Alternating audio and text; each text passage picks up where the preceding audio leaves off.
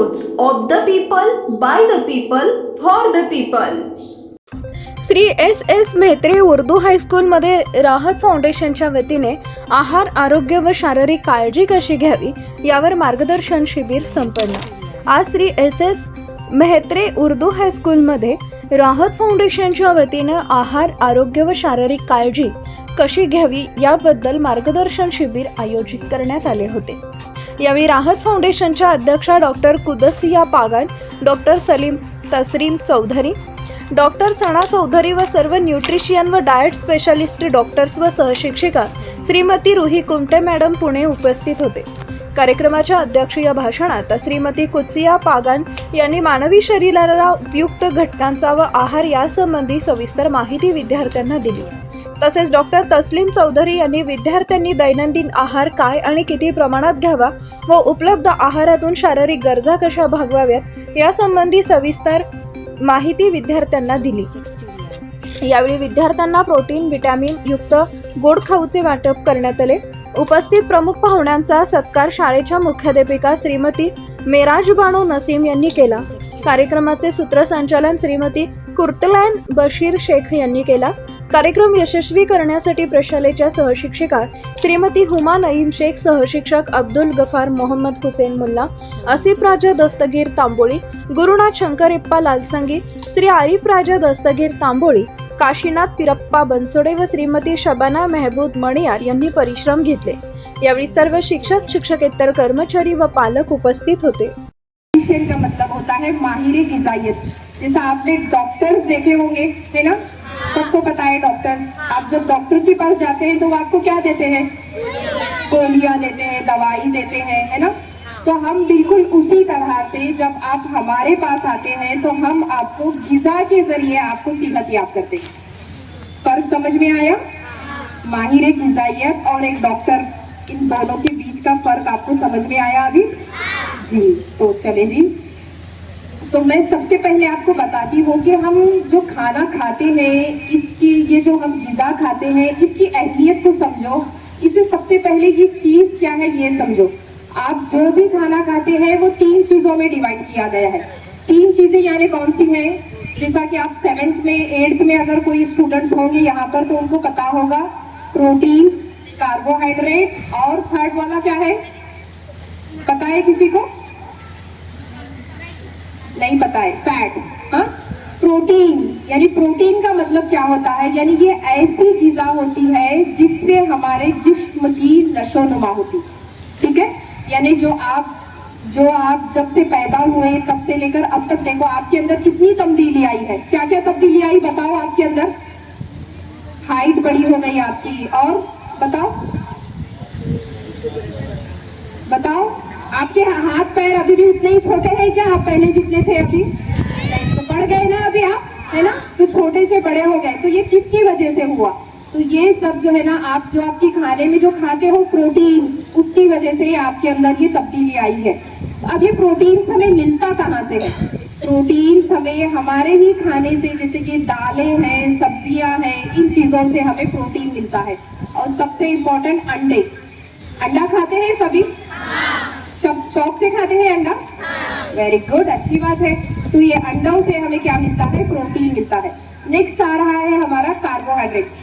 Carbohydrate भी हमें जो है ना एनर्जी देने का काम करता है. अब आप यहाँ से घर पर जाते हो, थके थके होते हो, आपको बिल्कुल ऐसा थकान जो महसूस होती है, उसके बाद जब आप खाना खाते हो तो फिर से नई ताजगी, फिर से नई फुर्ती कहाँ से आती है?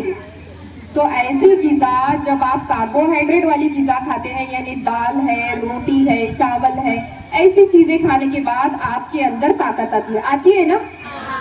समझ में आ रही है? अभी सुबह से आप यहाँ पर बैठे हो, जब दोपहर का जब आप खाना खाते हो तो फिर से आपके अंदर फिर से ताकत आती है. समझ में आ रही है फर्क? अच्छा.